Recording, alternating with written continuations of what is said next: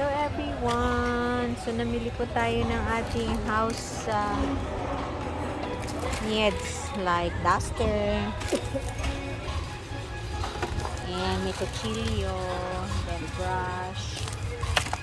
Nag-request ang aking dalaga, Tupperware, strainer, then curtain sa room, and kitchen. Another baunan.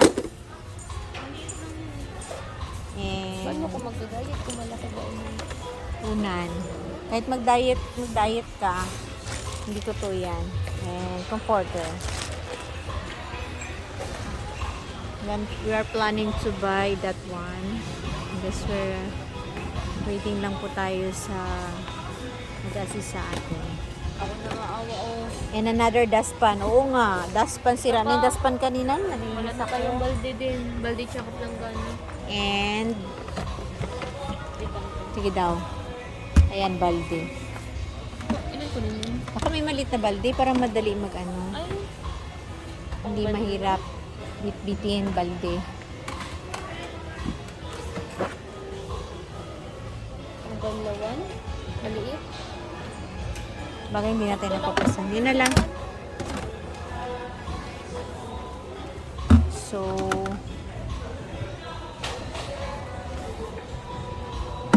dalawa. Gawin na natin basura yung balde natin doon.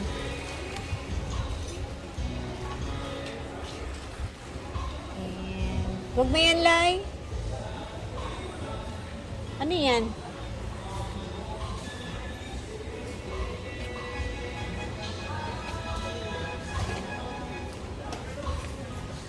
Hindi bili po tayo ng planggana. This one yung black. Black. Madali masira, Lai.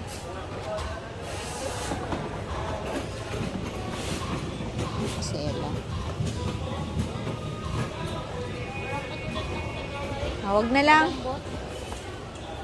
Don't forget yung ano ha, yung planggana. Sana si ate. Ano ba na yung regalo? Hindi ko alam. Sa 11 na kasi yun. Makikita mo rin yung kulay niya.